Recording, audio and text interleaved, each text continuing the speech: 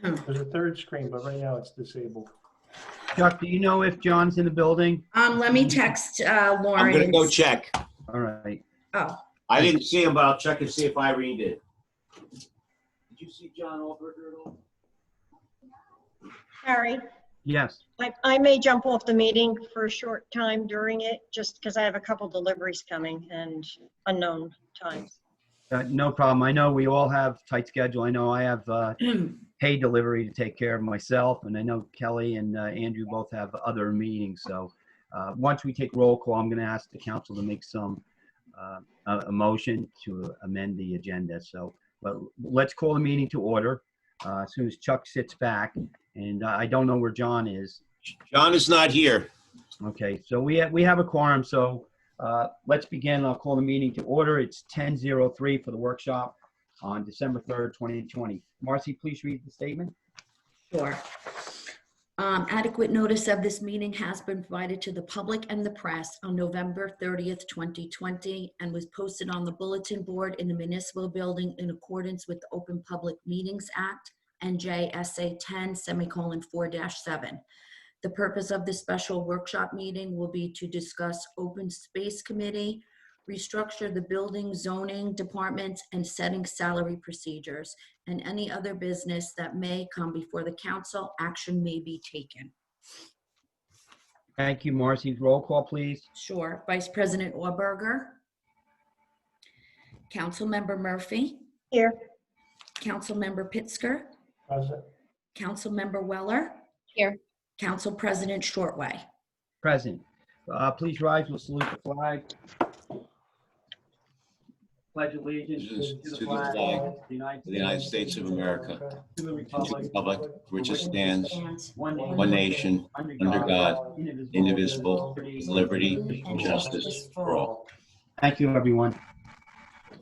Okay, the first motion I would like for the council is let's put a hard conclusion to this meeting time-wise. If I could have a motion, I think at 12 noon.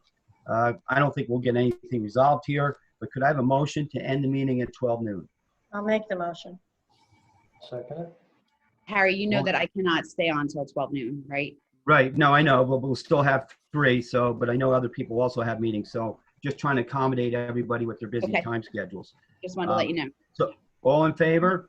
Aye. Aye. Is anyone opposed? Is anybody abstaining?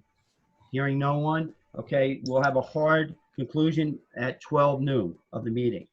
Second, motion- Mr. Council President, if I may, Yes. please, I might have to step away at 11 because I've got some papers I've got to sign because of I'm on the North Jersey District Water Supply Commission. So the individual will be coming down, I'll sign those papers, then I'll step right back in. Okay, thank you, Mr. Mayor. Okay. The second motion, if the council so desires, I'd like to move public comments to the end of the meeting at 11:30. Can I have a motion? I'll make the motion. Is there Second, a second? second. All in favor? Aye. Aye.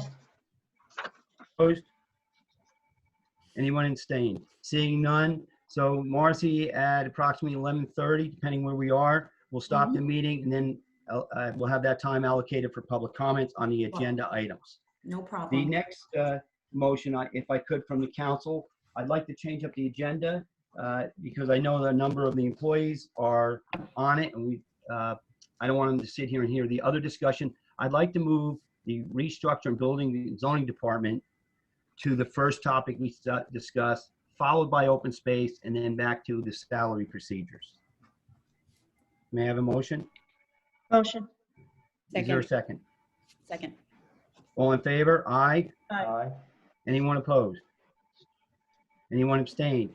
Seeing none, then the order will be, we'll go the building department first, then the open space, and then the setting of salary procedures. Okay. Mr. Council President, if I could, as it relates to the building department, you stressed upon me some key and important questions that the council wanted responses to. We've got some of those, and I think that those might reflect on the decisions or the discussions leading forward on the building department. In addition, about 5 months ago, we actually hired a new building department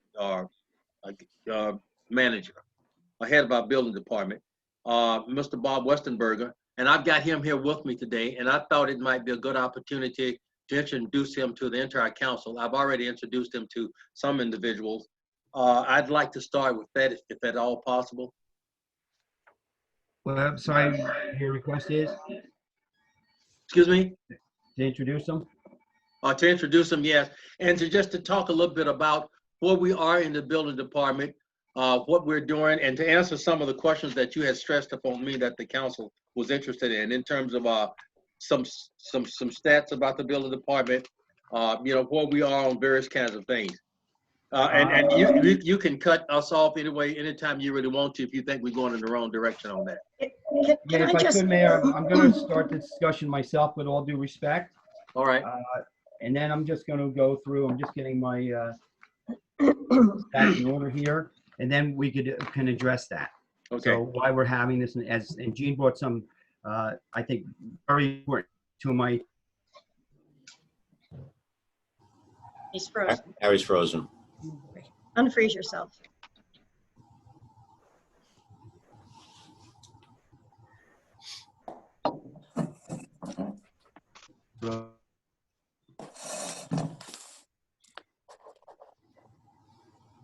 My internet must be shutting down. Do you hear me now? Yes. Yes. Okay. All right. So during my tenure as mayor, the building department was a continual target of. Oh, boy.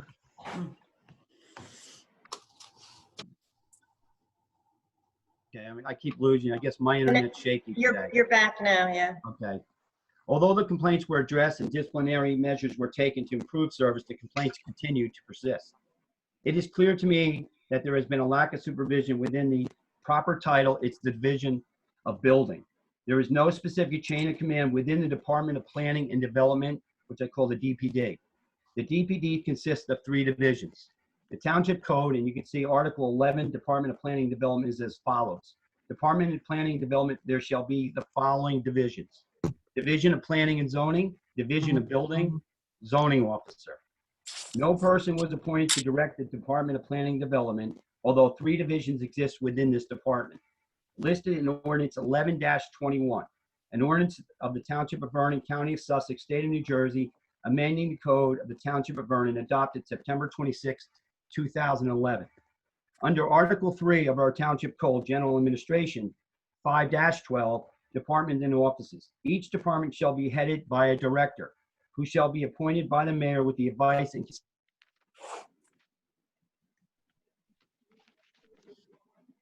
Department of Administration, Office of the Clerk, Department of Finance, Department of Public Works, Department of Planning and Development, Department of Public Safety, and Department of Recreation and Community Development. A building department is not listed. Under Article 11, the Department of Planning and Development, it appears that the divisions under the Department of Planning and Development are without a department head or director that was approved by the council. The 2016 and 2019 employees list the LUB secretary as the department head of planning and development. Both sense or absence of a land use administrator that existed in 2011. Minutes from 2015 to present do not reflect that the land use board secretary was ever approved by the governing body to be the department head. In addition, it appears on July in 2015, Mayor Murata announced Tom Panan is the head of the building department upon his retirement. Mayor Murata explained that the had appointed David Condon, the township inspector at that time. To Mr. Panan's position, Township Code does not list the building department. It is the Department of Planning and Development. Further investigation is required to determine if Tom Panan and Dave Condon were ever approved by the council to be a department head. Construction fee revenue has declined during the last 4 years, except for 2017. Further analysis is required to determine the cause. However, the decrease is reason for concern since I was constantly advised that the Division of Building was busy, leading to all these complaints. In 2019, $408,501 was raised. 2018, $425,925. was received. 2017, $484, $307. 2016, $452, $176. 2015, $409.70 were collected. Compounding my concern is my recent discovery of the 2008 construction official commentary endorsed by the Governor Murphy during my initial investigation. It is a document, and I will only cite in part the following. The hardest part of managing a building department, and I'm sure Bob will agree with me on these, deals with the control of funding of the department and the funds that are collected in the issuance of permits. The construction official must be cognizant of budgetary laws which govern ordering products, accepting bids, and controlling spending. For example, all monies collected must be processed within 48 hours of receipt by technical assistance. Revenues. The functioning of the enforcing agency is not like most municipal departments funded by taxes assessed by the municipality. Building department costs are paid for by the fees generated when permits are issued. These fees should be sufficient to ensure the costs described above are covered. The department should be self-sufficient. The construction official is responsible for submitting monthly reports, an annual report to the municipality, and an activity report to the state. The formats to follow for these reports are to be found in New Jersey NJAC 5:23-4.17b of the regulations. Enforcing agency reports. Monthly reports prompt accurate reporting and are important to the successful operation of the municipal enforcing agency. In accordance with NJAC 5:20,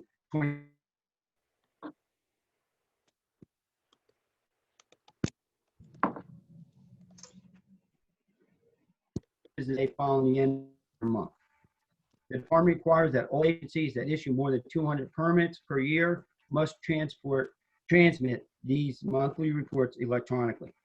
I do not recall seeing or have any evidence of any monthly reports being submitted during my term. The above leads to the following questions, which ahead of time I presented to Mayor Burrell because they're lengthy, and whatever he could give us at that time, I'll lead into you, Mayor, after just a couple more minutes. And these are the questions I asked the Mayor due to my research and what Ms. Murphy also made me aware of. So my questions were these: how many building permits were issued in 2019? How many building permits were issued in 2020? How many building inspections were conducted in 2019? How many building inspections were conducted in 2020? And I know we're not complete yet, but we are ending. The year is coming to an end. How many temporary certificate of occupancies exist presently in the township? What is the average age of the TCOs? Who oversees the issuing of the TCOs? What are the total fees collected from construction permits in 2020 thus far? Who collects funds for permits administered by the building division? Who is responsible for deposits of funds received by the building division? Are collections and deposits listed in a ledger by date? Are funds deposited the same day of collection or within 48 hours as required by 40A:5-15? Who is responsible for the above listed financial duties? Due to my initial investigation, the Department of Planning and Development and the 3 divisions within the department, I believe an investigation by our attorney's office is warranted to determine the following. Supervision, to create a functional chain of command within our township code with recommendation on whose authority sets salaries regarding division heads. Determine division heads are the same as department heads or directors.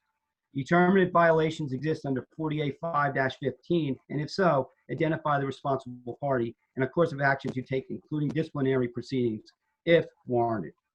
Recommendations for instituting policies and/or directives to prevent any further violations if found to exist, and to improve the effectiveness and efficiency of the Department of Planning and Development, specifically the Division of Building. A full accounting of monies collected correlated with the respective permits issued. Now, I know, Bob, you're new, and I know you really have some task, and the mayor speaks very highly of the work that you're undergoing. With that being said, Mayor, if you have any answers for the council, let's go forward. And then, of course, whatever this is going to be, I don't think we'll take any official action today, but at least I'm trying to open the door and giving food for thought in issues that I identified based also on Jean. So nice to make me aware of some of these concerns also, and I concur with her. Mayor? Thank you very much, Mr. Council President. All of the issues that were verbalized by you and provided me, I'm aware of, because of the fact that, quite frankly, our business administrator has made me keenly aware of those. He worked close with you as former mayor, and so he understands an awful lot of that. That led to us, when an opening came up, to do an extensive search for a new head of our building department, as we call it now. The search was pretty extensive. Much of this was done, almost all of this was done by Business Administrator Volker. As you know, from being mayor, it's not always easy to get a lot of applicants here. It's really not. Although a lot of people love our town and want to move to our town, we are not the most financially competitive town. And we are lucky when we get very, very good people who live fairly close. We happen to have a situation where Mr. Westenberger was ready to make a move. He lives right now in a Patcon, has considering moving here, would like to do that, I think, based on some things that we know. But we were able to get a construction official that has all 5 of the licenses that are required in a building department. That is fire, electrical, building, plumbing, mechanical. And the reason that that's important with a small staff like ours, he can actually pitch in, go out and do all of these inspections. He can do whatever needs to be done. In addition, when there are people who come to the counter and they need help on particular things, he can fill in and do that. So we're just so very, very fortunate to have him. When we interviewed him, we didn't try to sugarcoat anything. We didn't try to hide anything. What I told him is that during the time when I ran for election, one of the things that I heard the most complaints about was the building department. All kind of complaints about the building department. And I told him that we needed to kind of not just turn around the image and those questions, but actually turn around the actual building department. He's done a real good job of doing that in the 5 months that he's been here. And I really think that that his response to some of these questions is going to show you that. Just one more thing about him. He's a pretty highly qualified individual. Just a couple, his resume is pretty extensive, but he was a director of buildings and grounds at for the St. Clair's Riverside Medical Center in Denville.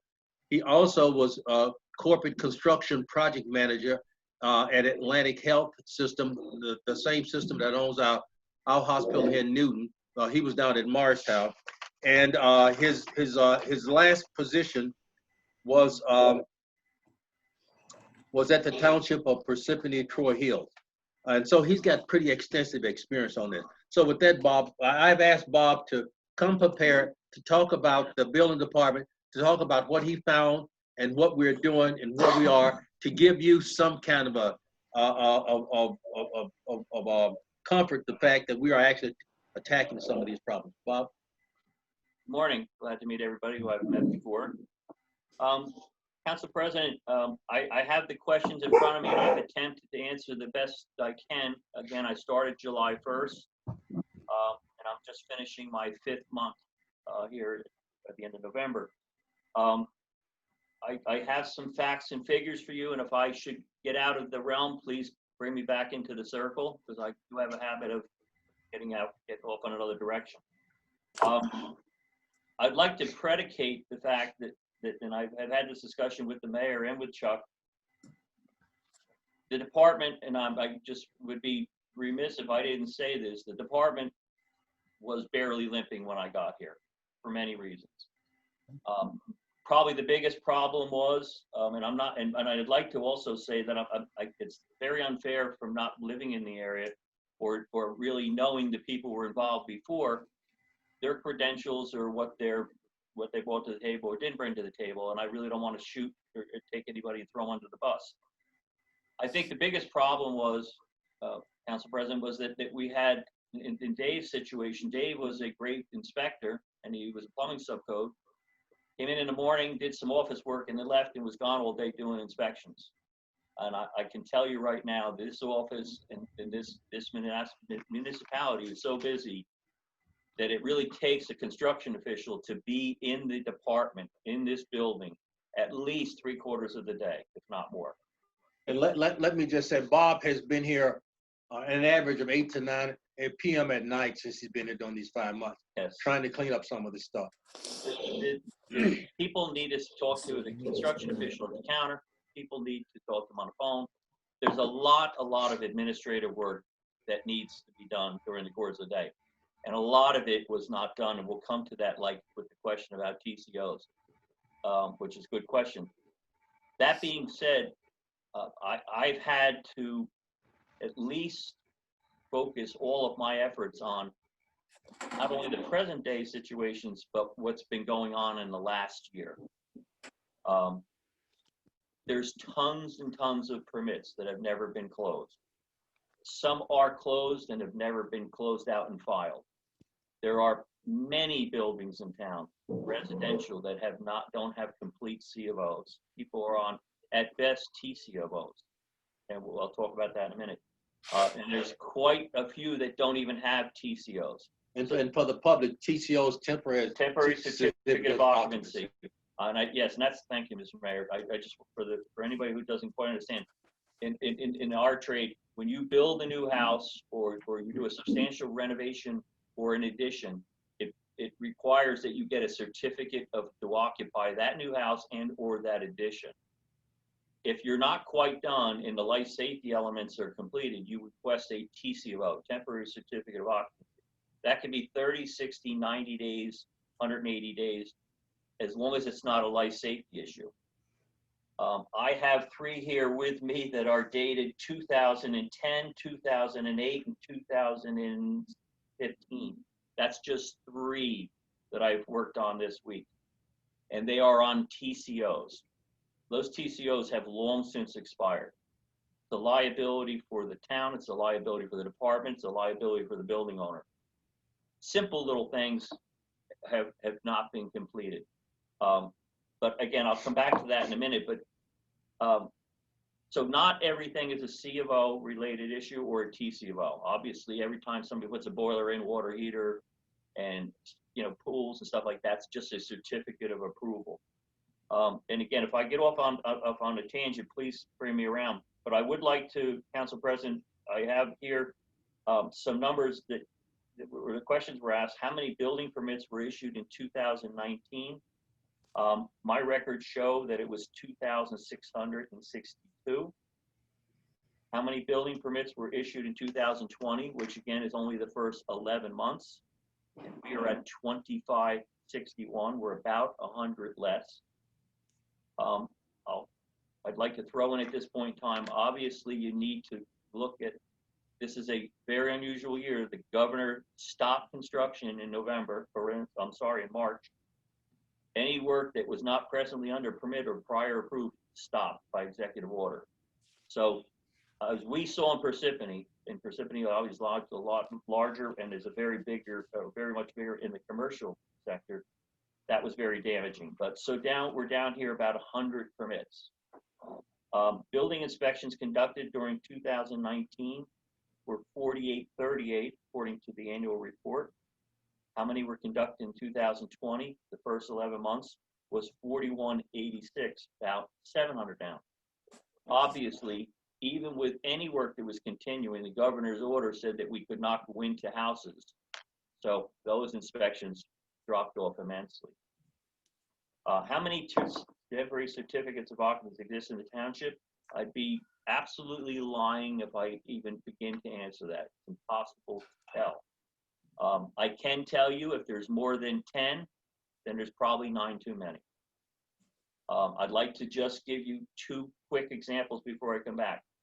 One, and it's not necessarily dangerous, but they all have to be addressed eventually. We had a gentleman who came in looking for over by the A&P, I believe, in the Lakeland Bank, to work at the gas station over there, put new tanks in, et cetera, and because every time a permit comes in, I personally go into the file at night here to verify what's open on the property, clean up the property. Well, in that case, this guy was operating on a temporary TCO. He didn't even have final site plan approval from his previous work. He had posted $2,000 bond. Absolutely never chased, dropped in a file to be forgotten about. So I aggressively followed it, and I said to the guy, look, and I have to tell you, this is not really kosher and legal. I said, I'm not going to entertain a new permit until you clean up your issues in the past. That's actually, I can't do that. Gentleman was very, very cooperative. And within 2 weeks, he had taken care of the entire problem. And there was really, it was minor stuff. He had to remove a camper, correct some lighting, etc. And that job now, that building is 100% complete, done, and his new project is going forward. And we realized probably $1,000 in additional fees. So again, it was a TCO. Was it somebody's intention not to follow up on it? I doubt it. I think it was just, again, once the people stopped calling for inspections, it was assumed to be okay. I don't work like that. I keep a tickler file. If somebody gets a TCO for me, which you'll see, if that's one of your questions, I am directly responsible for the issuance of TCO. Nobody else. I look at the terms. I must sign it. I either give them 30, 60, 90 days. I'm hard-nosed about it because I don't like TCOs. Some places people get like TCOs because they think they're not going to pay their full tax rate on a substantial construction or renovation. So I know the game. I don't like TCOs. So in this case, again, I don't know what happened. The second one, I'd like to just give you an example, is a 2008 permit up at 10 Waiwana Road. I got a call that this property was going to go up for sale and that they needed to check open permits. Well, going through the file, not only did I find open permits, but the addition had a 12-year-old TCO. Never been approved. Obviously, the person had been living. This house had been empty for a while. And I got a call. The realtor says, well, you know, we're going to do this, that, and the other thing. I said, fine, but we have to satisfy the term TCO. He said, basically, well, no, you can't stop me from selling and closing on a house. I said, okay, then do your thing. But as a construction official, I can tell you 3 things. One, that the terms of the conditions of the CO must be completed because you're occupying a house illegally. 2, I will hold up the smoke certifications, which is a New Jersey law requirement. And 3, that there was penalties that were owed to town. And I would discuss the penalties once all that was, we came to the table. Long story short, Mr. Council President, we all parted friends. The 2 attorneys were involved, complimented my office because we brought it to closure. We realized some additional fees. Gentleman bought the house. He's presently making the corrections. So we were all in a win-win situation. But it takes time. I have to go through each and every property. I can't do that unless it's brought to my table because I'd never get out of here. This goes back to the question about TCOs, and I really can't answer that. I think there's many TCOs that are around the township. And as equally important as commercial is, I'm more concerned about the residential because I have no idea what the terms of those TCOs were at that time and whether or not, in my present capacity, if I'm comfortable with that. Notoriously, we don't give out TCOs with life safety issues. So I'm going to hope that that's okay. But I cannot answer that question. And I don't know if I can answer it in 6 months from now. But I can tell you this, that I am looking at each and every one of them. And I showed Chuck the other day in the mayor, I probably got 20 on my, Chuck had to buy me a new table. So I got 20 of them open. And I'm aggressively trying to close those. Or at best, I bring the client back in. I call the customer the client, the taxpayer, the property owner, a client. I bring them back in and say, okay, you need to file for an additional or an extended TCO. Give me the terms. Give me the list of what's not done. And then I'll decide the time frame. If we get $45 for that. Again, that buck stops with me. I can tell you that I do not put my signature on it, and it has to have my signature unless I have those terms. But again, so I don't get off on here, sir, I can't even begin to tell you how many TCOs there are. I will tell you there's way too many. And to the severity, I don't know. But it is an issue, so much so that I spend till 9 o'clock here at night trying to go through them on my own time. So that's a valid question, and I think it's a great question for the council. And I can tell you this, so I don't, at the risk of saying this in front of the mayor and Chuck. My best two towns I worked for was Vernon Township and Chester. I personally, as a construction official, made a report in person to the town council and the mayor every 6 months. I offer that here. I think that's very important. I value the chance to be in front of the council, be asked questions, and either answer them to the best of my knowledge, or go away with a list of questions that I can give you, or can give you answers on where possible. There's nothing worse for me as the construction official if I can't give you a report so you know what I'm doing, or in this case, not doing. So I put that on the table. Let me just Go say ahead. to help Bob out, because this thing of him staying here 8 to 9 at night just can't go on forever, and we know that. So Chuck and I have discussed a few things, and Chuck has worked diligently in getting him some part-time help down there with the people in this building. You know, that we've got a small staff, but one of the things, we've got people who are cooperative, who've got good attitudes, who see this as part of their work family. And, you know, we aren't abusing anybody, but we've had people from other departments to come down and to do some things. We got to do something. The staff is only of a certain size to try to get, so we're working like crazy to try to get this thing done. Council President, I'd like to put in there, because I know you have quite a long history here in the town. I'm not necessarily advocating any additional staff, because your opening statement was correct. If I was running this office properly, you'll get the fat years and you get your lean years. I'm also have a proposal coming in front of Chuck and the mayor about how to more effectively use the people that I have in the inspection process, which I think you'll be quite interested. I'm not quite done with it yet. We're busy, and the economy's busy, even given with COVID. Could we be busier? I think so. But I got to tell you right now, from what I could see since July, and I have the trend numbers, just for instance, some facts. We probably demolished in the last 2 months 4 or 5 houses. And those 4 or 5 houses are being replaced with brand new houses. That's a good sign. We, as of today, have at least 30 substantial additions and or new homes going up around town. That's pretty good. The amount of work that's coming in our town right now, Council President, for rehabs in the lake communities is fantastic. I mean, houses are moving, and people are taking, even with COVID, the whatever money they have, they're putting it into their additions, their kitchens, their bathrooms, their decks, their swimming pools, etc. So I am super busy. I'd like to come back and just tell you one thing about a change in 2018, which impacts my numbers. But we are busy.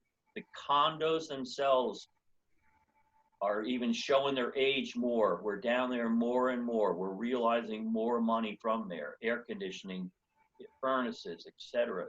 That now the infrastructure of the building, they're replacing decks, they're replacing exterior stairwells.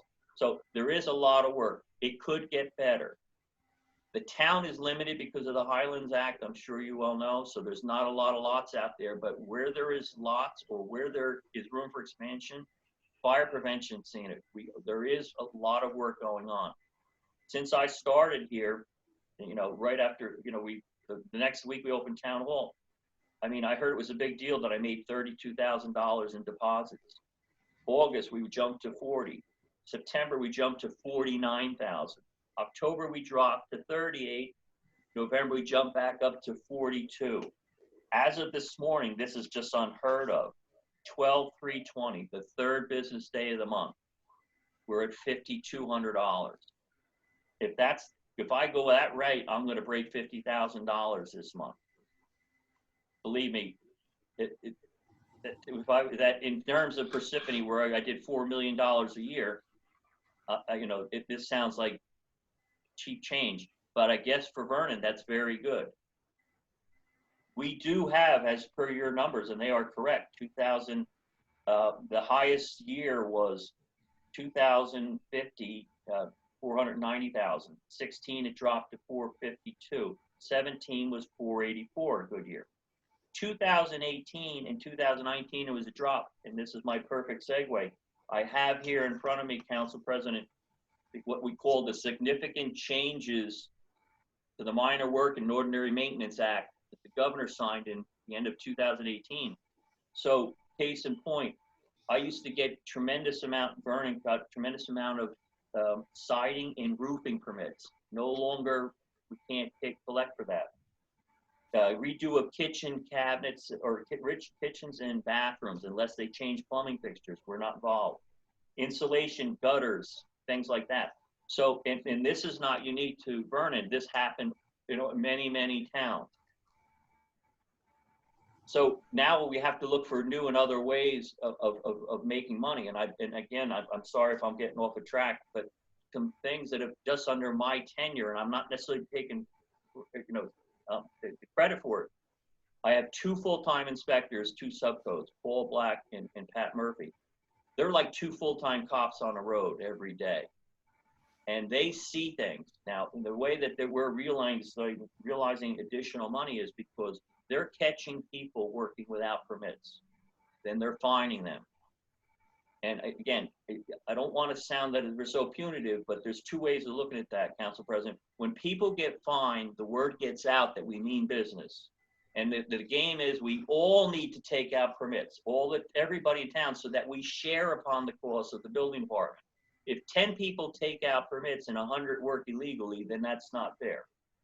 So we're catching people working without permits. Then we get them in here and we get them legal. Paul Black, who's my building subcode, is now aggressively looking at every permit, because if it's a permit that's based on dollars, that's one thing, but if it's based on volume of construction, it's another. So if he gets a realistic fact, case in point, somebody comes in and says, oh, I'm doing my deck, it's $1,000. Well, you know what? I'm gonna do mine for $1,000 because it's not costing $1,000. It's more like $3,000. So if we aggressively look at the numbers, we look at fine, and the other thing that we do is, and unfortunately, I don't want to get in trouble for saying this, we have to watch our flippers very closely here. We go out and they take out a token permit for an air conditioning unit. Well, Pat gets out in the field, the whole kitchen now is redone, plumbing's redone. There's a new boiler in the house, there's a new water heater. So we aggressively go after that money. I personally have gone after money that's owed us from 2015 and 16. Money that we are legally entitled to, number one. Number two, from a liability standpoint, the person made application to my department, said, okay, I'm gonna put a new boiler in. They drop off a permit, maybe through the fault of our staff here of not following up. I happen to chase the money. People don't come in and pay, and they say, okay, now I got my boiler in, I'm good to go. Well, that's not true.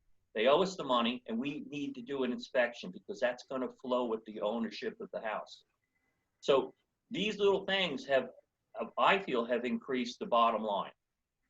I think I'm on a trend where I think in the next 6 months, unless the market falls through the floor, I think we're going to be doing pretty good. Will I hit those old numbers again, Council President? I have no idea. That's why I'm not looking for additional people, and I'm trying. I mean, I'll take whatever help I can get, but I need to be really here. July 1st, we need to be having this discussion again. I need a 1 year under my belt, because anything I answer to you today, sir, it's just my history for the last 5 months. I can tell you that these other questions are 100% legitimate. Who collects the funds and administrated? My people. They are every dollar that's collected is associated with a permit number. Every permit number and every dollar is recorded in a daily log, so to speak. As we all know, that 40A 5-15, that is a state law for any monies collected in town hall, whether it be the dog catcher or whatever. I would be, again, not representing the truth that my office, from what I could see, is doing it every 48 hours. I think that there's days it goes 72 in 4 days. That's stopped. Cannot be that way. The law is very clear. Now, I need to also tell the council, explain one thing. Quite often, somebody will come in and say, especially a contractor, here's my application to put this boiler in, I'm leaving a blank check. Let me know what the permit fee is. That's common practice. Quite a few towns do that. So, but the minute that check gets a permit number, that is supposed to move in 48 hours to the CFO's office. Has not necessarily been the case, but it is as of, you know, at least in the last, hopefully, month. But that has been an issue. I can tell you that, again, all deposits, it's all listed. My blue book that's behind me, that's this thick, is NJ 5, semicolon 23. The Uniform Construction Code is very, very stringent on deposits, on accountability up to and including myself as the construction official. Pardon the pun, the buck stops with me. I approve C of Os, TC of Os. I'm the only person supposed to be reducing a fine. My subcodes can write a violation or a fine, but I'm the only person who can reduce it. So all of these things here that you have on this, I can't tell you anything else, but it's my responsibility as the department head. I run the department and I have to be the oversight. We have to do reports every month. I just did the report that I gave a copy to Chuck and the mayor. For example, here's a construction activity report that's year to date. I also do this every month for the state. This is common knowledge. This is information that at any one point in time, and if the council wants to see it, I will always give it to the mayor and he can do whatever he wants.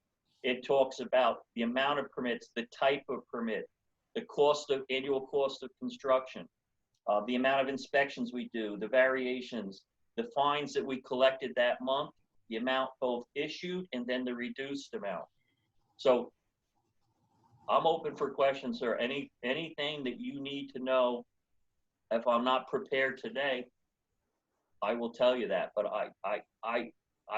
the department needs help. The department needs work. And thank you for those answers.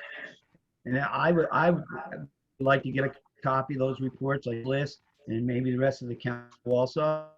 But thank you very much. I'm going to just move on for the next 15 minutes. We discuss this and hit the other issues. Jean, the senior member of the council, if you have any questions or comments. Well, one of the things I'd like to comment on is a few years ago, the town started using spatial data.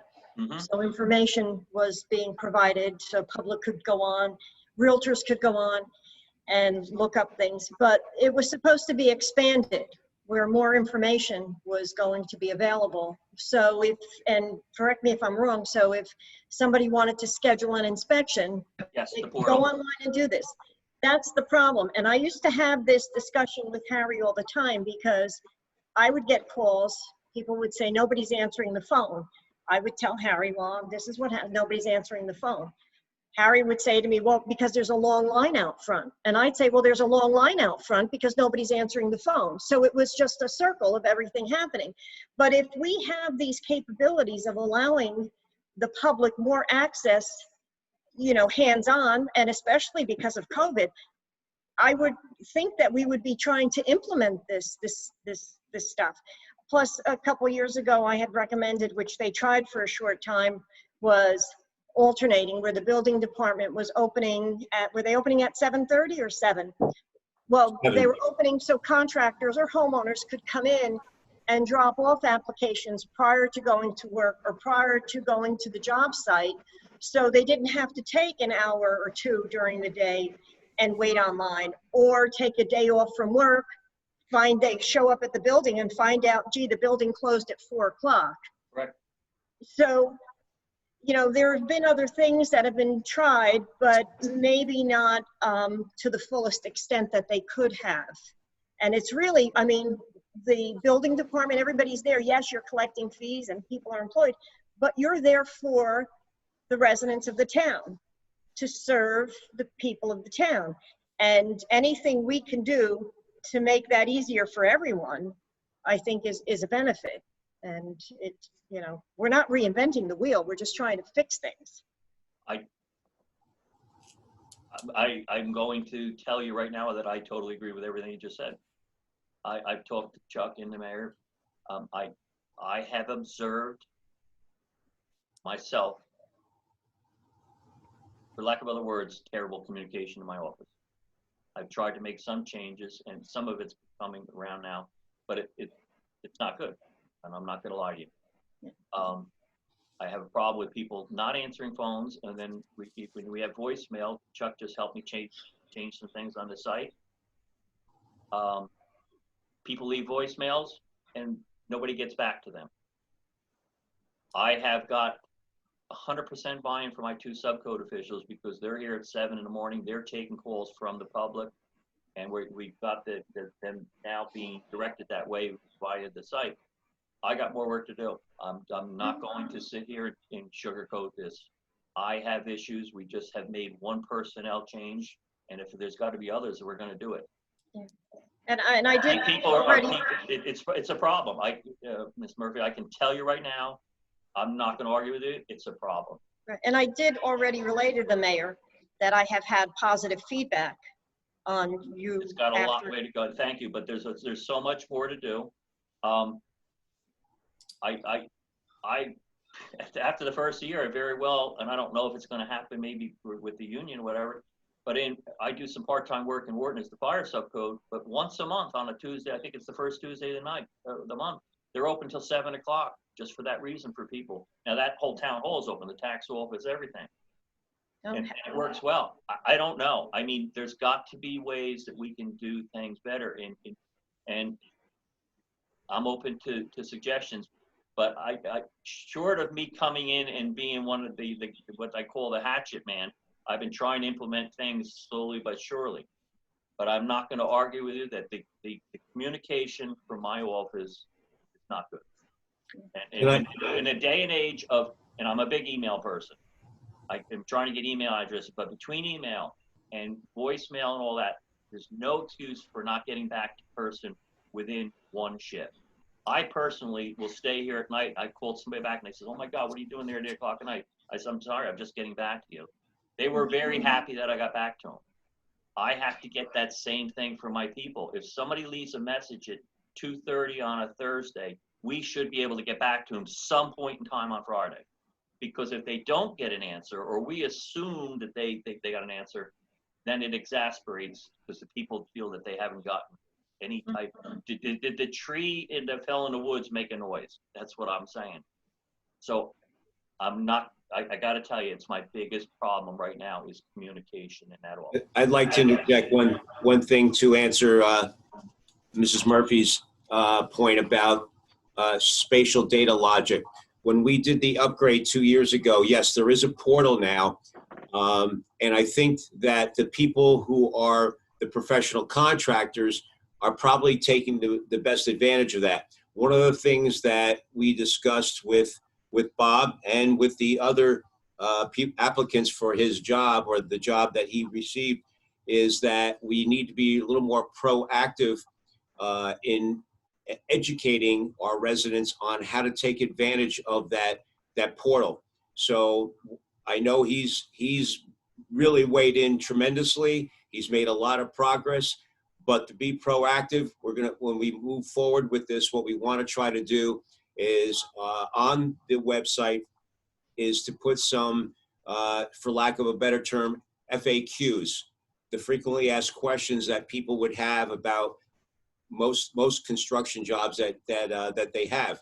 And by putting something like that in the website, it gives people a little more information as to how this all proceeds, especially for residents. And we all know that we're getting a big turnover with new residents coming in. So this way we make them aware, and going forward, we try to eliminate the need to be able to have to come to town hall and to appear in person and take advantage as much as possible of the portal.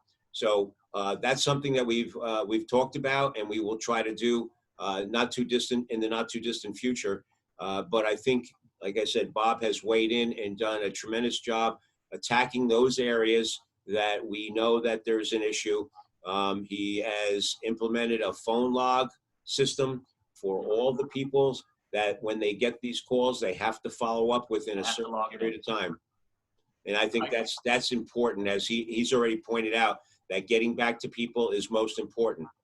And we agree. Let me say that I have gotten from Ms. Murphy the comments that, and from Council President Shortway, that there have been some positive, and I've got some positive, but changing things is like turning a big ship around. It's just not easy. You know, Chuck and I sat down at the beginning of the year, and he communicated some things to me based on some of the issues that he and former Mayor Shortway faced. And what I told him is that I told Chuck I wanted his focus to be inside working out a lot of these problems. And quite frankly, I'm realizing perhaps I haven't done the kind of quality job that I should have in terms of communicating some of this progress and some of the things to the council, and that will change, because I told Chuck I want his focus to be inside with the nuts and bolts and working with our people, and they've been doing that. So I'm just so glad that we got a chance to do this, because of the fact that other than that, you guys would never know what we're doing, what's happening, what progress are you making, what progress you're not making. I realize that I've got to find a way to do a little better job of this. I just want to understand, Mrs. Murphy, if I could, the portal is very important and it's a great tool, but equally said, there's a lot of senior citizens who don't know how to use that. And when they need to call the office, they want to book an inspection, or they have a special needs, we have to be there to accept that call. So I tell my people the portal's great, but sometimes it's that human intervention, especially that person who says, I know you don't give out times, but I have a doctor's appointment. Can we work something out? Sometimes that extra 3 minutes on the phone, that person now walks away a happy client, as opposed to a dissatisfied client, because they're dealing with this computer, this box, and this portal, which is all new to them. So I keep telling my people that it's a great tool to have the portal and voicemail and all that, but there's nothing worse. And this, I'm sorry, this is my training in healthcare for 35 years. You can't do healthcare without a personal touch. You got to have a one-on-one interface. Well, this is no different. At a certain point in time, I have to go to that counter and see the construction official and see the public. When people are complaining about this, that, or the other thing, somebody needs to talk to them. Again, I go back to the fact that I think that the office has been suffering the last 3 to 4 or 5 years from what I can see, because the construction official was not seen or available to the public. I think that's wrong. I think that people got to put a name to the face. A contractor has a complaint, they need to be able to come in and talk to that person. And I can't be a road inspector 7.5 hours out of the day and still be the construction official. It's impossible. That's why I operate the way I do. I make myself available on the phone. I don't necessarily can't take every call immediately, but my personal goal is I try to return a phone call within 1 shift, even if I don't have the answer for them. But your comments and criticisms about that are well-founded. And I can only tell you that I hope to make more improvements. I feel that I've made some, but it's not perfect, not at all. Thank you, Bob. Gene, are you okay if we yield the floor for Andrew if he's got questions and stuff? We're approaching the 11th hour. Kelly already had a drop. And I think we're going to have another meeting in January on this too. But I think this is great. We're opening the door, but I don't want to take any more time from this issue. So Andrew, do you have questions, and would you like to make comments as we're approaching the 11 o'clock? The only comment I had here is in discussions, and Bob, thank you very much. That was really a concise way of bringing things to light. But in the future, I mean, one of the things we talk about is organizational change to improve the workflow. Is that on your radar for 2021? Absolutely. I mean, I have got 2 or 3 personal goals, and I have a couple department goals. That's one of them. All right. And I think I also agree with what you said here regarding having updates, a quarterly report, and maybe every 6 months a face-to-face would bring not only the council on board, but also the public would have an opportunity to be able to listen to what's coming from you. So I think that's important. I did at Vernon Township every 6 months. I was on the agenda in front of the council to give an in-person report. And I as long as the mayor gives me that approval here, I will absolutely, I could be, I plan on giving you at least a January 1st year-end report. I'm not sure under what venue, and that'll only be for my 6 months. But thereafter, I would like to do that every 6 months. And plus, I do a monthly report. That's DCA required. There's no way around that. So I will do whatever you'd like. I And then appreciate one that. other observation. Go ahead. I'm sorry, Harry. Go ahead. Oh, go ahead, Andrew. I'm sorry.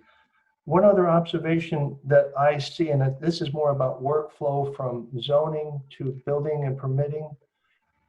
How can we, I don't think we have an answer today, but that's something I think we need to look at, is how can we improve that workflow process and connectivity between zoning, land use, building and permitting, so that there's an understandable flow for the public and for the organization.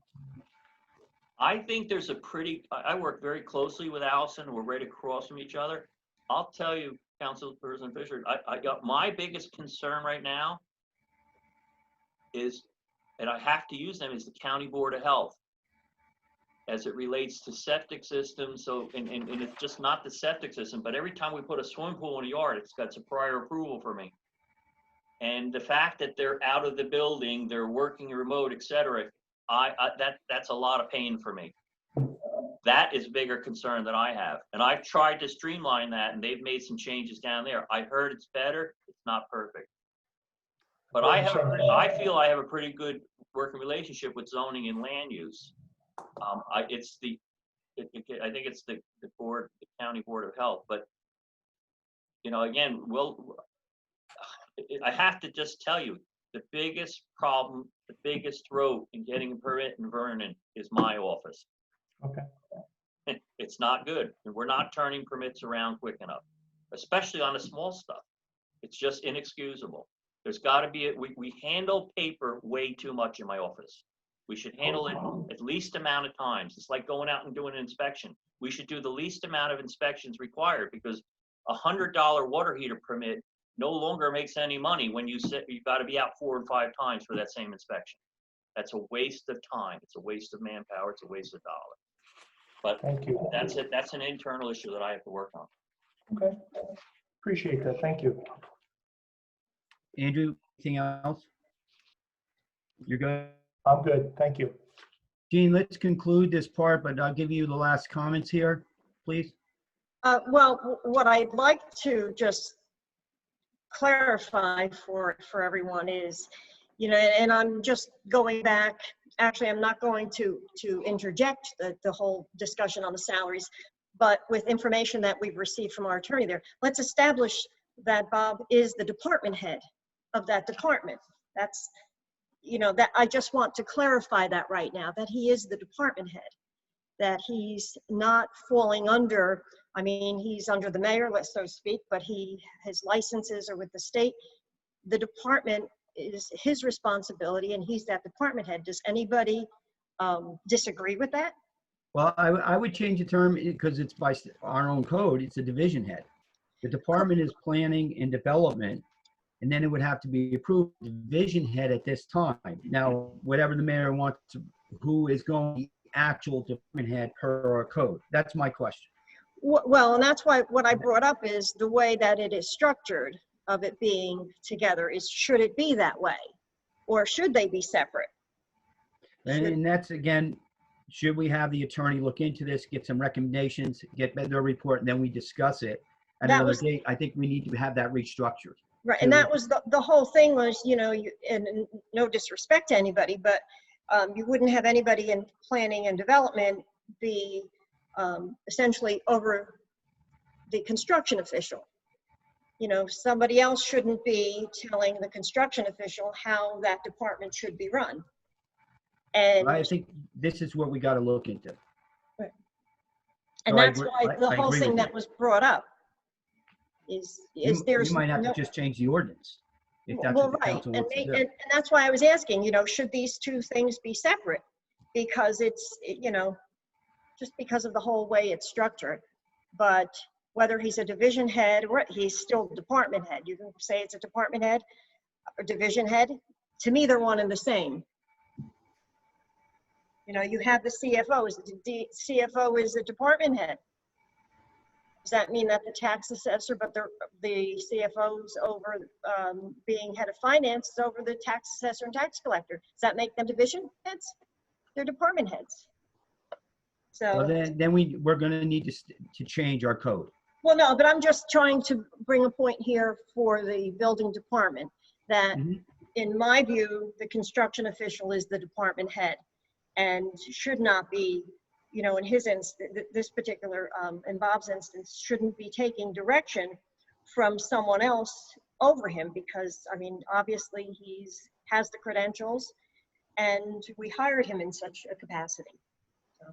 Well, I think that he's not taking direction at this point over anyone else, but I do agree with Council Members Murphy's statement and Council President Shortway.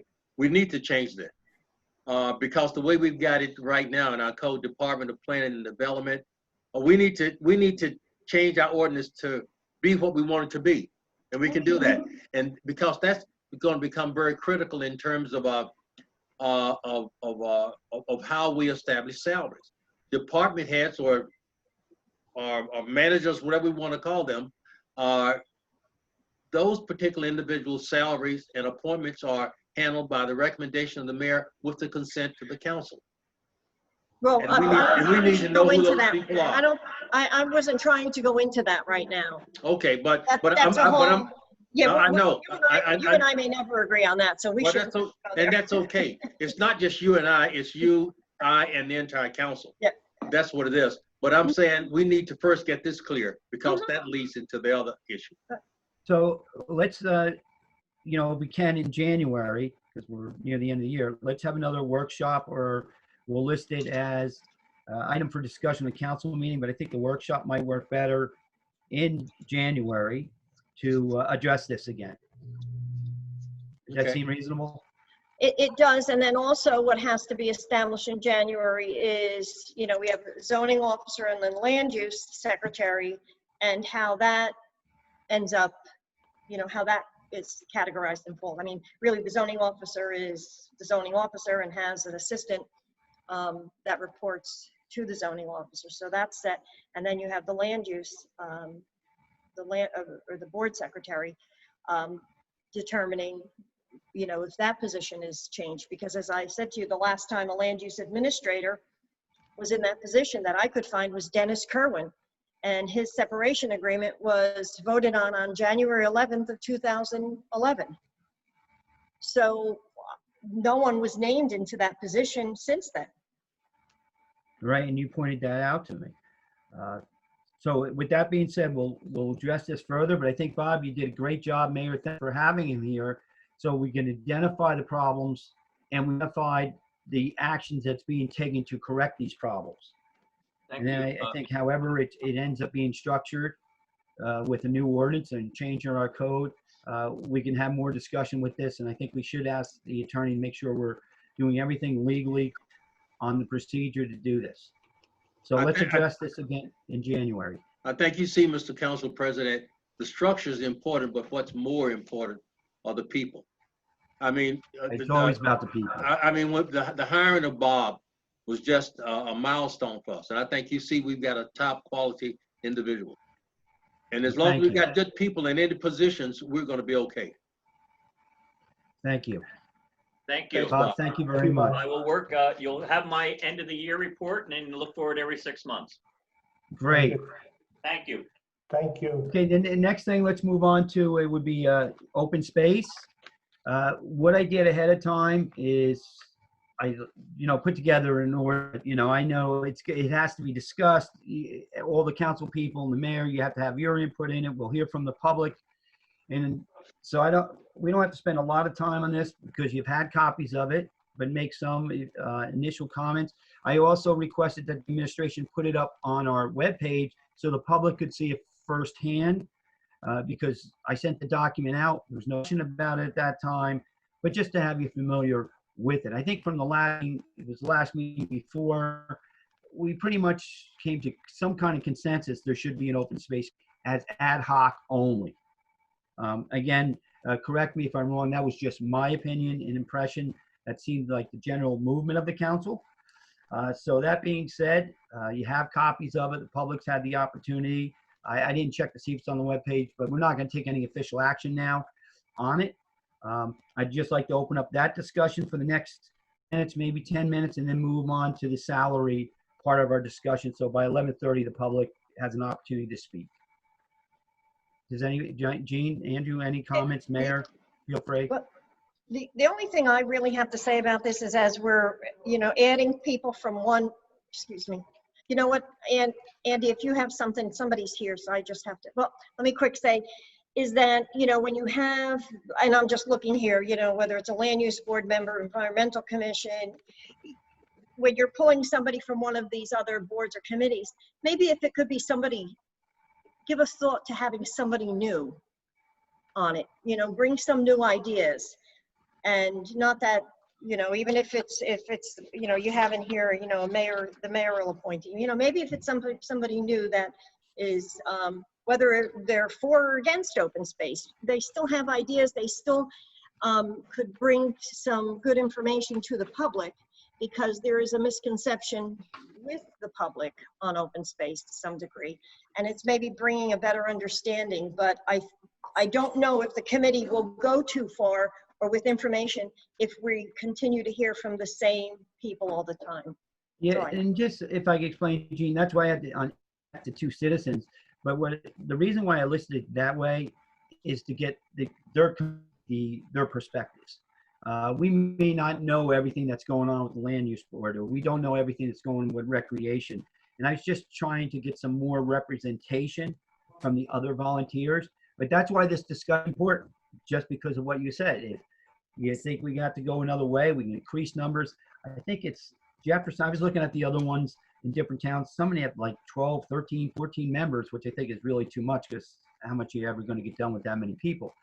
But that's what I'm asking for, is we get a consensus here that we work here. But that's the reason why I put it that way. And it's also modeled after, what was it, 2001 or 2002, whenever they passed the open space at that time, which was a long time ago. So that's the reason why. And, I understand your points, and they're well taken. Andrew? I'm frozen. Gene, are you done? I am, and I just have to step away for 1 second. Yeah, I know Okay, you have very good. to go fast. All right. A couple things that I've noted on here before. First of all, I agree with having some type of organization that we pull together, and I have a list of different notes of the suggestions. But before we even get started, whether it's an open space committee or an ad hoc group, shouldn't we Andrew, also? can I interrupt just for a minute? Is it Go ahead. okay, Marcy, do you know offhand, if we can continue when we don't have a quorum sitting down under these new rules and everything? Can we continue a workshop? The attorney's not on, so I have no one to ask. I mean, well, here's, Gene's back. That was fast. Okay. Okay, good. Yeah, Now we have. that answered my Concerned question. about a quorum here if someone brings it up. We live in the new world today, the new normal, so. I could Okay. hear you. I could hear you. I just needed to just run.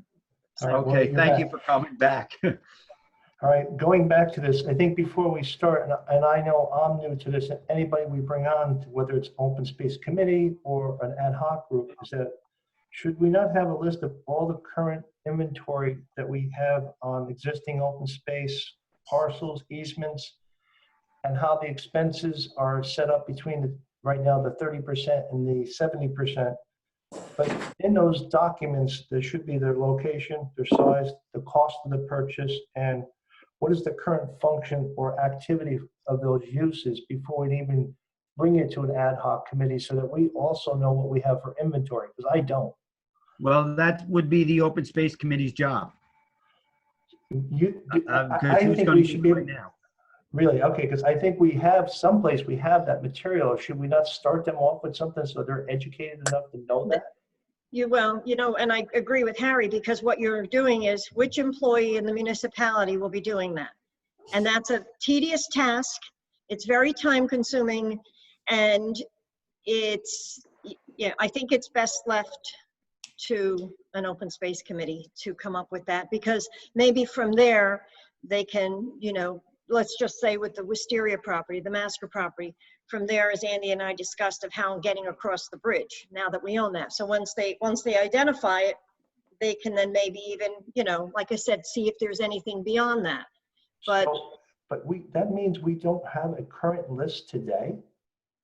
well, it can easily be taken right off of tax records. Somebody that's a little savvy on the tax records can pull up Vernon Township or identify it as open space and just weed out the ones that are state owned.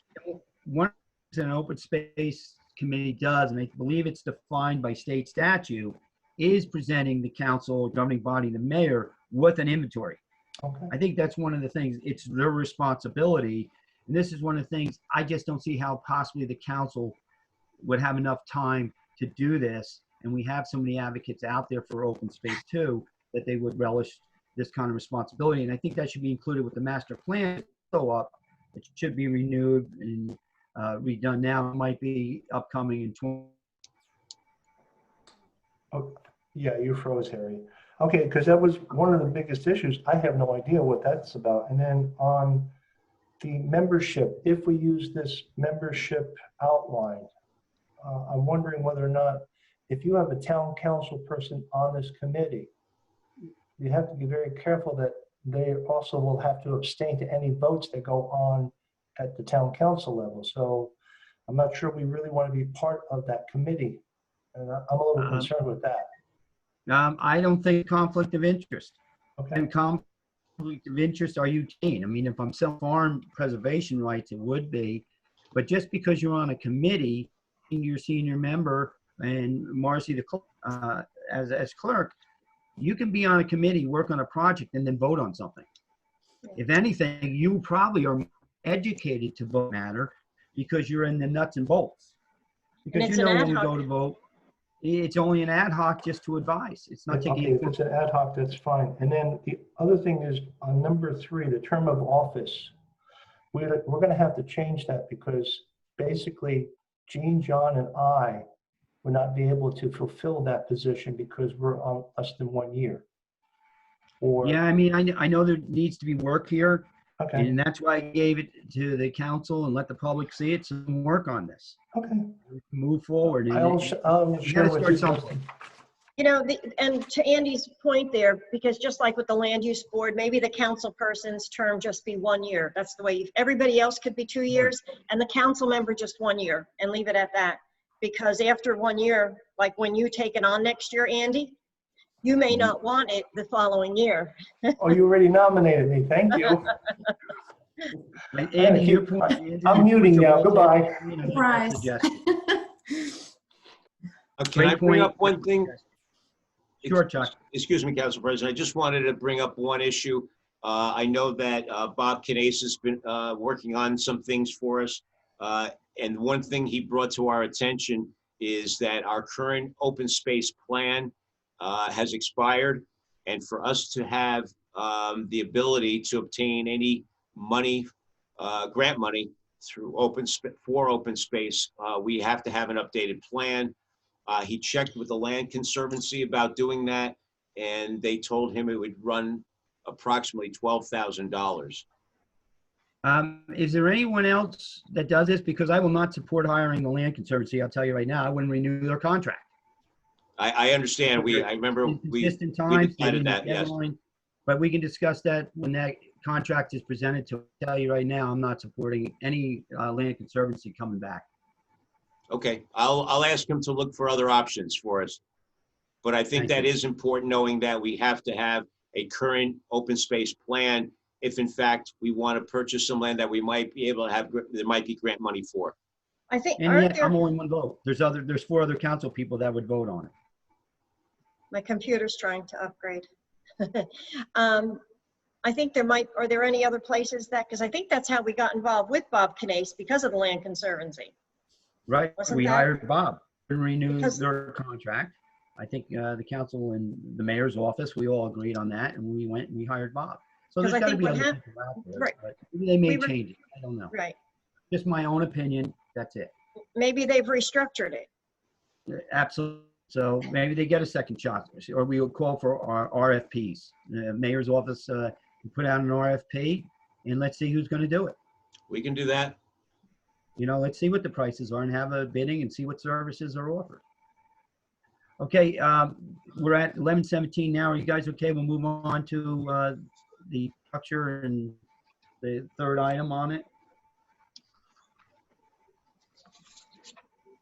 We okay with that, Gene? You can lead the Yeah. discussion. But I do want to make sure we have time for public comment. We have to have that. Right.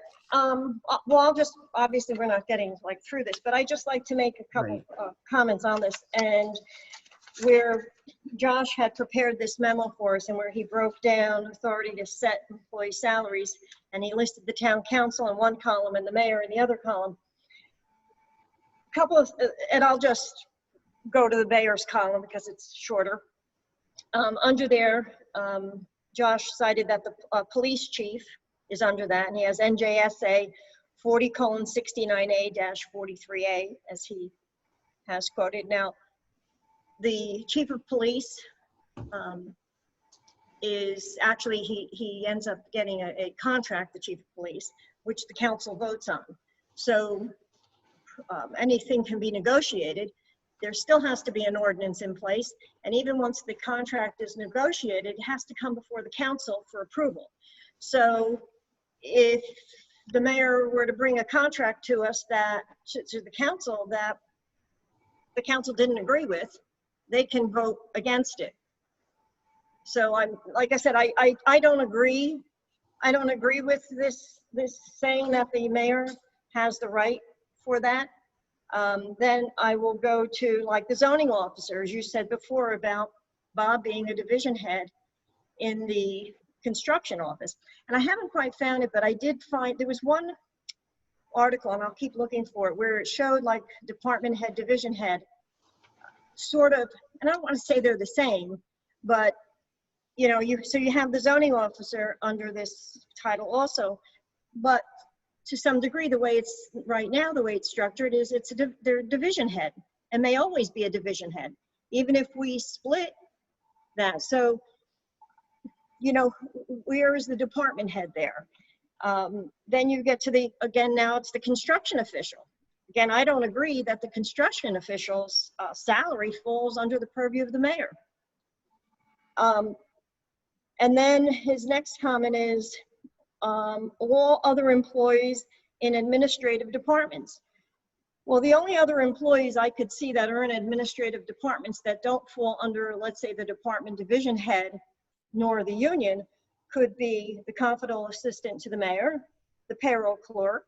Right now we have as a land use board secretary, which I think that title is probably going to change. Land use administrator, which would be a department head. So within that, I go back to the lawsuit, Rinker versus Vernon Township.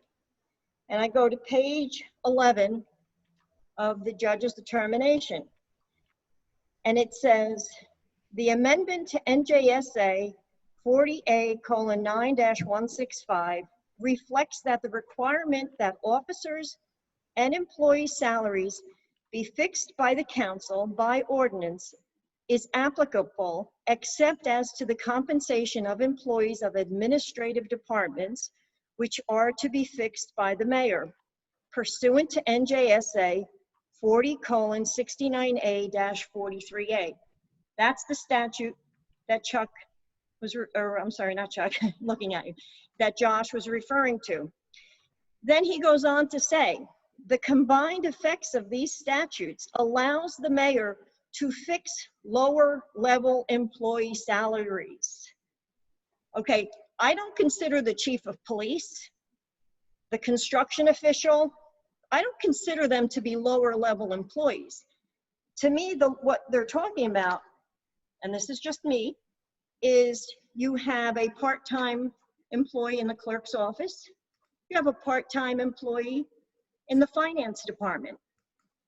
Harry, when you took office, there were floaters that were brought in that were appointed by the mayor, and they were all over the place. So again, we go back to this lawsuit that we have to follow because this is what the judge ordered, and this lawsuit had to do with the salaries and the bonuses that were paid out inappropriately. And that sentence is in this lawsuit. And it says lower level employees. It does not say what this has. Even when you get to the payroll clerk, I don't consider the payroll clerk a lower level employee. So this needs work, in my opinion. And Marcy, in a minute, can you make sure we have that statute? Because I want to read it all to them in the decision. The court decision is pretty lengthy. Unless, Jeannie, you can copy and paste it. Page 11. Page 11. Page 11, and you'll see, because actually it's all underlined. The judge, in his determination, underlined that whole the paragraphs there that really pertain to it. I know with the chief of police, and I don't know the statute offhand, but I believe it's in PA, their salaries actually have a state law with guidelines. And Chuck, you should know better than anybody, being a former chief of police. They're kind of out there where they have a specific statute, and I forget all of it, but I know they have a lot of restrictions and guidelines on chief of police. On the other one is the legal question I asked, and I can't find, again, I don't have a law staff here, case or something. Is a department head and director, is a division head considered the same as a department head or a director of a department? And I don't know. I can't find any case law, or is that, and Jane, just you turning the wheels here, when they say lower level, do they mean people that are subordinate in division heads? I don't know. I can't find the definitions. You just made me think that. Is that in that term? I just don't know, and that would need some legal research. Andrew, I see, but I see your hand up there. No, Did you want to make a comment? No, I'm good with that. Okay. And just one other thing, Also, I just don't have an answer. Excuse me? I just don't have an answer. Oh, no, but something else I wanted to bring up is the fact that the mayor also negotiates all the union contracts. So, when you're looking at rank and file, that could also be determined as, lower level, if that's, one of your questions, because we have 3 unions. The council doesn't negotiate any of that. Pretty much when it's come to us, it's already been ratified by the union. And we're just looking at it and just trying to maybe question some things, but we do vote on them. But that's all been determined, through administration with the mayor. Yeah, I think you're saying, or the question I have is, again, what is the definition of lower level employee? I don't know if that's really the correct way. Should be subordinate. Who are they subordinate to? Are they, I just don't know. And I guess we're going to have to look into labor, maybe, Mayor, we can get a definition. That would probably actually go to the labor attorney on that. Well, and I don't know that it's the labor attorney, because you're looking for an attorney's interpretation of something where it should be coming from the DCA, not an attorney, in my opinion. And that's been one of the problems, is that, we've had, and I didn't go back and compare them, but we have a few of these memos that we've received from the attorneys about the setting the salaries, the authority to set salaries. And, I would say the most accurate that we can go to is the judge's decision. But I agree, lower level doesn't mean lower pay. But after you take out department heads and union employees, there's not really much left. And when we're still voting on the police contract, and we're still, like I said, we voted on the construction official, who in his own right called himself a department head, because that is really what's happening. It's just, I believe it's the way that our code is structured that has, things to be desired. Just like even Dave Condon. Dave was always, he was never appointed. He was just the intermittent. He was provisional. Mm-hmm. So I think in the past, mayors, going back to the first in this new form of government, never really did some of these appointments correctly. If I could just point out something, obviously, anything that you choose to change with the ordinances, you have the ability to do, as long as it doesn't violate law. So if you want the restructuring that we've already discussed, particularly for building and land use and zoning is certainly within the purview to decide exactly how that's gonna work, who's gonna be a department head versus a division head, and you can make those determinations. With regard to the chief of police, I was not in a civil service town as chief of police, and so what happened there, and the way the statute reads for that under 40A, it was a situation where in the law it says the appropriate authority. Now that varies from the type of government you have. In Fairfield, it was the mayor and council. I think in this form of government, it's the mayor. So I think that's might be what we'd have to get further guidance on. But it's my understanding that it is always referred to as the appropriate authority, but that designation changes from according to the type of government that you have. And just to add, and we're all aware that, the chief of police cannot make less than anyone that is actually below his, his pay grade. Subordinate to the Correct. chief. Right. But still in all, the council is still voting on the contract, and anything being paid has to be set by ordinance by the council. Yes. So, and just to finish off, that's why in this past year, when resolutions, see, I do not agree with Harry, your comment was when I said we didn't pass a resolution showing the public what the pays were, and your answer was, well, they can file an Oprah. To me, that's not the proper use of Oprah. If we're supposed to be giving the information out in the public, forthcoming, the resolution should be passed and everything should be out in the open. And that's why the town got into the problems there. That was one of the reasons for the lawsuit, because those raises and bonuses were just given arbitrarily without any vote. And then, so what happens? So now everybody has to go Oprah 6 months, a year later to find out that something happened. And it's not that I'm accusing anybody of going to do that, but past practice shows it's been done. Another thing we could do to address your concern with public information, perhaps we can put on the website, you actually can look up any government employee in the state and see exactly what their salary is at any time, including their retirements. But that doesn't always show accurate. What's that? That's not always accurate.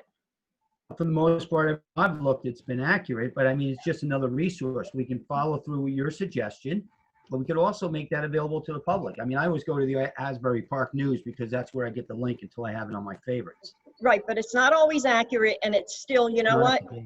It's something that changed this year. And every other year, the attorneys had no problem with it. And this year, all of a sudden, it's not on the agenda. And there is no reason for that. It's all public information, so there's nothing that anybody's trying to hide. I mean, it's out there. You can't deny the people from knowing that. All right, any other comments on it? Because we're at 30, I'd like to open it to the public. Gene, anything more? Mayor? Anybody? No. Mayor? Okay, Marcy, I'll need a motion, if I could, to open up the public comment. I'll make the motion. Second. All in favor? Aye. No one's opposed. Don't see anybody opposed. Nobody abstained. So Marcy, the floor is open. The controls are yours.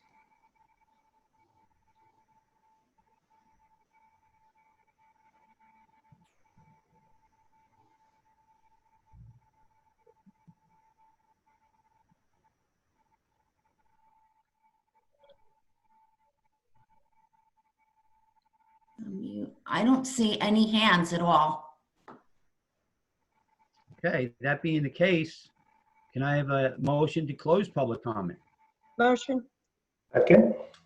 All in favor? Aye. Aye. Well, I want to thank everybody. I know you all were very busy to attend this today. I know you have other appointments, other meetings to go for, but I think it was well worth doing this and being right out in the open. So I really appreciate it. And if I seemed a little abrupt and brief, I apologize, but I wanted to, your time's valuable, and I wanted to move this along so you can meet those previous appointments you have. And before you go, just one other thing on the salary. When Josh identified all the departments within this memo, And then he went on to identify the authority to set employee salaries, and he broke it up in the columns between town council and mayor. He did not identify planning, zoning, or building other than in the mayor's side, because it's not really defined, I don't believe, in our code properly. So, I because think we're that's gonna have to work on that. right. But I'm just saying is because he has, you know, the town council would set the salaries of the council, the mayor, the business administrator, the CFO, the clerk, the DPW head, director of recreation, fire marshal, tax assessor, tax collector, municipal court judge, and the municipal court administrator. But under the mayor as police chief, zoning, construction official, and all other employees in administrative departments. But like I said, still have to look at the fact that their administration is negotiating all the union contracts, which is most of the employees of the municipality. So, okay, I'm done. Okay, John's not here, so Andrew, you want to make the motion? Basically, I can make a motion, but one more comment regarding what Chuck had mentioned. Okay. I'm not sure under NJSA applications here, if that's not documented someplace of who actually owns what part of the salary part of it, whether under the Faulkner Act, it goes only exclusively to the mayor, or whether it's mayor council. So Josh really needs to clarify that for us and get the determination there. So Chuck, it's a great point. So that's my last comment. So I motion to close this meeting. Do I have a second, Gene? Second. All in favor? Aye. Aye. Thank you. Everybody have a good, safe day. Thank you so much. Bye now. Yeah. Bye. Bye.